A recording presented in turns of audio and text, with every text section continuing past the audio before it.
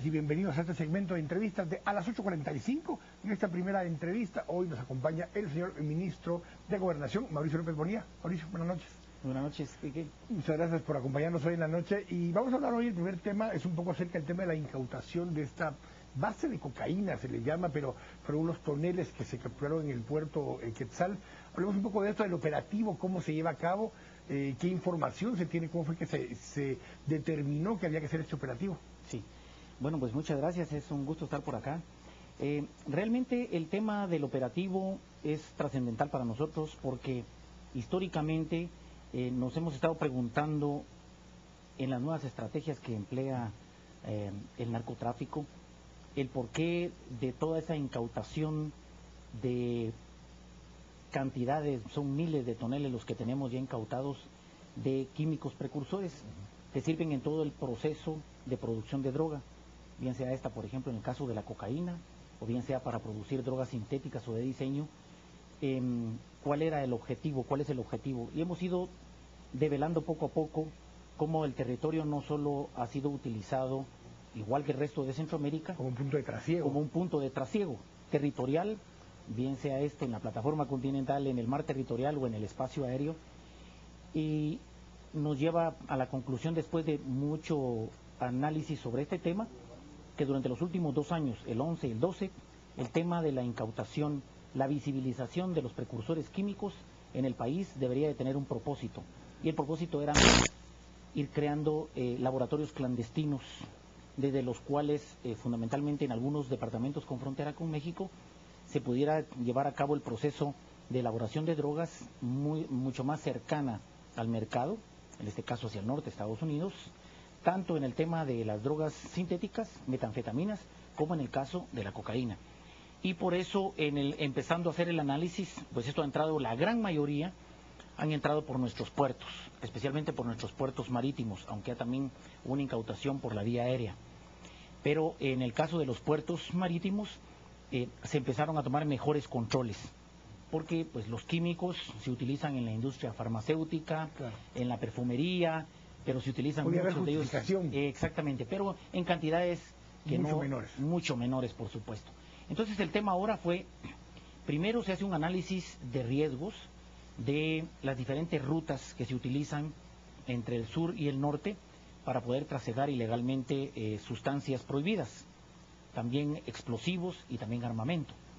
Pero el otro análisis es desde el país, y esto nos lleva a una nueva modalidad, porque en el análisis de riesgos pues se toman obviamente cuáles son los puertos de origen, los puertos intermedios, qué traslado de contenedores puede haber en ellos, y sobre la base de eso, en un análisis conjunto, viendo todo el tema de las facturaciones y lo que se llama el Bill of Lading, que es la orden por la cual viene un envío específico de mercadería, se podía determinar si hay un riesgo alto, y entonces se crea un proceso de inspección. Hay un documento adicional, el Bill of Lading es ya este documento que usa la naviera, pero sí, hay un documento anterior que se llama el Shipper's Declaration. Sí, así el Shipper's Declaration es el documento que el embarcador, o sea, el que está colocando el producto en el barco, declara bajo juramento en ese país: esto es lo que estamos subiendo al barco. Así es. Ese documento, el Shipper's Declaration, no se utiliza acá como referente, se usa el Bill of Lading que mencionaba. Así es. Y lo que ocurre es que como hay diferentes instancias de gobierno que participan en el puerto mismo que presta los servicios, la SAT a través de aduanas, el Ministerio de Gobernación para todo lo que son inspecciones, DAIA, DIPA, y la portuaria en sí. Y la portuaria en sí. Entonces se hacen por separado los análisis. Hace unos años hubo un esquema que le llamamos la Oficina Conjunta de Análisis Documental, que está en el proyecto del plan estratégico, fundamentalmente del Ministerio de Gobernación, y en donde participan las demás instituciones. Y lo que empezamos a darle ahora es vida. Si no hacemos análisis conjunto de la documentación, específicamente con la SAT, y caminamos hacia lo que debe ser más adelante, como le dice el superintendente de Administración Tributaria, la posibilidad de poder hacer verificación de mercadería en origen, entonces ya damos un salto a esa declaración de embarque. Exactamente, estamos hablando de la declaración de embarque, y podemos tener lo que se denomina control de la trazabilidad. ¿Cuál es el puerto de origen, los puertos intermedios y qué cambios hubo en la manipulación de los contenedores para diferentes y el puerto de llegada? Ahora, pero eso no existe en este momento, pero estamos empezando a hacerlo. Correcto. Entonces, ¿qué hicimos con la SAT ahora? Develar, sacar todo un listado de empresas que tienen registrado en su razón social la importación de químicos, ¿sí? Y sabemos cuáles están en la industria. Y además de ello, por ejemplo, se utiliza hasta en la industria petrolera. Correcto. Para la limpieza profunda de los pozos se utilizan químicos precursores. Tuvimos la vez pasada un incidente en el Petén precisamente por no tener una declaración y una identificación específica.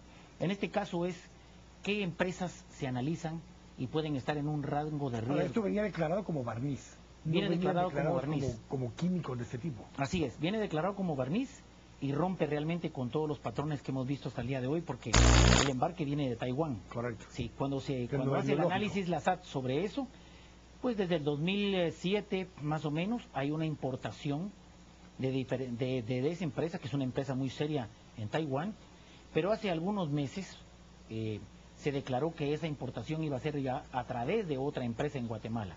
O sea, la anterior es parte de la investigación que estamos realizando. Y entonces ese tipo de cambios y las cantidades llevan a ver. Y como estos son solventes y un barniz, pues hay un solvente ahí, ¿verdad? Se puede destapar un tonel y lo que las personas que están inspeccionando huelen es solventes. Puede ser acetona, ácido sulfúrico, permanganato de potasio. Muchas de estas sustancias sirven en diferentes pasos. Y lo importante ahora fue, con toda la información y análisis, se pudo cruzar información tanto del Ministerio de Gobernación como de la SAT para poder establecer parámetros sobre los cuales se puede hacer el análisis y decir de forma aleatoria, esto se sale de los patrones. Y encontramos algunos indicios anteriores.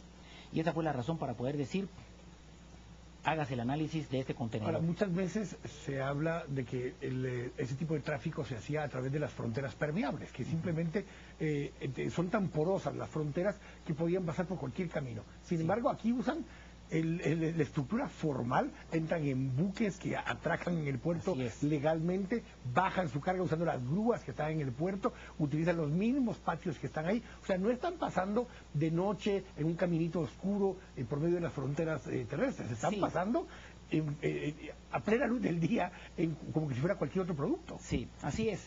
Este tema es muy interesante porque realmente, digamos que muchos nos quejamos del contrabando que se da a través de lo que le llaman algunos de pasos ciegos. Correcto. Y de esa porosidad fronteriza. Solo con México tenemos casi 1000 kilómetros, ¿verdad? 964 aproximadamente. Y hay, por supuesto, flujos de tráfico que sirven para narcotráfico, para armamento, para trata de personas, y todos confluyen en una zona de frontera, porque no podemos decir frontera. 45 kilómetros de cada lado, las mafias están interconectadas. Es un problema binacional y a veces es un problema regional. Pero ese detalle en específico al que te estás refiriendo ahora es muy puntual, porque esta es parte de una leyenda no urbana sino rural, ¿verdad?, de frontera, en la que se dice que a través de esos puntos porosos existe el mayor número de contrabando, y no es cierto. A través de nuestras puertas, por eso son puertos, y no solo, cuando hablamos de puertos, no solo marítimos, ¿verdad?, son terrestres y aéreos. ¿Sí? Todas las entradas y salidas del país autorizadas son puertos, y en este caso las mayores incautaciones están precisamente en los puertos. Entonces, hay mucha razón en lo que estás diciendo. Entran por las partes autorizadas y con los volúmenes de carga que se están manejando, no hay un sistema de inspección que nos garantice, por lo menos, no al 100%, porque no es infalible, pero sí en un alto porcentaje de un 90-80%. El problema que tenemos en Guatemala es que estamos muy atrasados. Y tanto la OMA, la Organización Mundial de Aduanas, como incluso las nuevas leyes que en Estados Unidos se están implementando, nos dicen a los países que estamos comerciando y que estamos trasladando carga a los Estados Unidos y en el mundo, que para el 2014 nosotros debemos de tener instalados sistemas de inspección muy intrusiva. Quiere decir, capaces de que no se necesita abrir el contenedor o el furgón, sino estos fundamentalmente son de rayos X o de rayos gamma. Como aquí todo lo dejamos para última hora, ¿verdad? Entonces todo el mundo habla de que podemos perder competitividad si se implementan los sistemas. Y no es competitividad la que se pierde, realmente es el Estado el que toma control. Porque ¿para qué sirven los sistemas de inspección no intrusiva? Uno, para saber que lo que se dice que viene en un contenedor es realmente... Ya ni siquiera hablando solo de una ilegalidad de narcotráfico. Exactamente, estamos hablando de contrabando. Contrabando que pasa en nuestras narices, que armas, armas, dinero en efectivo que venga de vuelta. O digamos muchas veces es mercadería que está subvaluada o subfacturada. Y lo que necesitamos es saber que lo que se está importando al país está pagando por lo que es en realidad. Esa es una parte. Entonces ahí hay una defraudación técnica que pasa por nuestras narices, ¿verdad? Y que se presta a corrupción. El día que tengamos un sistema de inspección no intrusiva con rayos X, todos los contenedores que entren al país, vamos a saber que lo que está entrando es lo que corresponde y paga lo que corresponde. Y además que esa carga no viene contaminada, ni con sustancias prohibidas, ni con explosivos, ni con armamento. Ahora, cuando vemos todo esto, las portuarias han estado intervenidas desde que tengo memoria. El aeropuerto también, la aeronáutica civil. Sí. ¿Y de qué han servido las intervenciones si todo esto sigue operando y sigue funcionando así? Sí, en realidad lo que no hemos tenido, creo yo, es un concepto claro en una visión integral de la seguridad, porque es muy importante decirlo. Miren, nosotros aquí estamos con los policías, con soldados, viendo el tema de la seguridad pública, persiguiendo criminales y delincuentes en el interior del país, en las ciudades, pero ¿de qué sentido tiene si nuestras puertas de ingreso están abiertas para que entre cualquier Pero tipo de suceden cosas? dos cosas en este caso en particular. Uno, como casi en todos los demás casos, no hay captura alrededor del cargamento incautado. Sí. Tanto en esto como en los incautaciones que han habido en carreteras y demás, se hace el anuncio, se incautaron los toneles con precursores, se incauta la pasta de cocaína, pero no hay, ¿dónde está el piloto? Casi diría la película. Ni siquiera tenemos quién estaba manejando los camiones, quién es el encargado, quién es el responsable, a quién iba dirigido, a qué dirección iba. Pues no tiene sentido. No tiene sentido, y realmente en este caso es fundamental decirlo. Han habido algunas capturas de personas que aparecen como representantes legales de algunas empresas que sí existen. Pero hay otros casos en donde las empresas a las que vienen referida la carga son empresas de cartón, de papel. Y han habido otros casos en que se han robado la identidad de las empresas y han hecho importaciones en nombre de otras empresas legalmente constituidas. El tema aquí fundamentalmente es el trabajo integrado, de conjunto, porque tenemos que asegurar varias cosas. Por ejemplo, este tema de la autenticidad de una empresa que está legalmente constituida y que de repente con su misma identidad vienen y hacen un proceso paralelo. Es como le han hecho a las personas con las tarjetas de crédito, con sus cuentas bancarias. El aseguramiento de eso implica que el Estado, con todas sus instituciones, haga un trabajo en conjunto. Pero reitero con este tema, capturas. Marginalmente han habido capturas en estos temas. Han habido marginalmente y han habido, sí, identificación de empresas que sí existen como tales. Y por eso es que el trabajo no solo es hacer análisis de riesgos de lo que viene, sino de quiénes son los que ordenan en Guatemala. Y un par de temas de esos que vamos a hablar en el siguiente segmento con nuestros otros invitados, con las leyes anticorrupción, el secreto bancario, esos tipos de temas que van justamente en mucho de esta línea. Así es, correcto. Y el otro tema, estamos en plena discusión con respecto al usufructo que se dio sobre una parte del puerto Quetzal. En otros países, como en Colombia, justamente por el tema del tráfico de drogas y demás, se justificó en un momento dado entregar al sector privado la autorización para que montara un puerto propio, especialmente para manejar todas sus exportaciones. Esto pareciera ser demasiado como que acomodado a que justo en el momento en el que está la discusión del usufructo y que si es legal y que si es conveniente, surge esta incautación. No, esta incautación tiene algo que es verdaderamente especial, porque todas las incautaciones que han habido anteriormente, tanto en Santo Tomás como en Puerto Quetzal, están documentadas, de químicos precursores como corresponde. Pero en este caso, lo que nosotros hemos develado es algo absolutamente nuevo. Y estamos llegando al fondo de que hay laboratorios operando en Guatemala. De que la estrategia es desarrollar una actividad de laboratorios clandestinos en el interior del país, y por eso hay lugares en donde recibimos la herencia de ingobernabilidad, no hay presencia del Estado, y en donde ocurren cosas que son verdaderamente para Ripley, ¿verdad? Cae un cargamento de contrabando en Quetzaltenango y nos capturan policías en San Marcos y empieza la negociación. Sueltan a los policías si se les devuelve el contrabando. A ese descaro hemos llegado en combustibles y en muchas cosas. En este tema lo particular es que entra un contenedor con 80 toneles que a simple vista cuando lo abrieron, lo que identificaron, esto pues huele a solvente, ¿verdad? Claro. Y entonces, al hacer la prueba, que tenemos 2 equipos para hacer la prueba, apareció en una ínfima cantidad que podía haber base de cocaína. Entonces, alguien preguntó y dijo, miren, ¿y por qué no revolvemos para ver qué hay? Y como es más densa la materia, en este caso la base de cocaína. Entonces lo que hizo fue que se había asentado.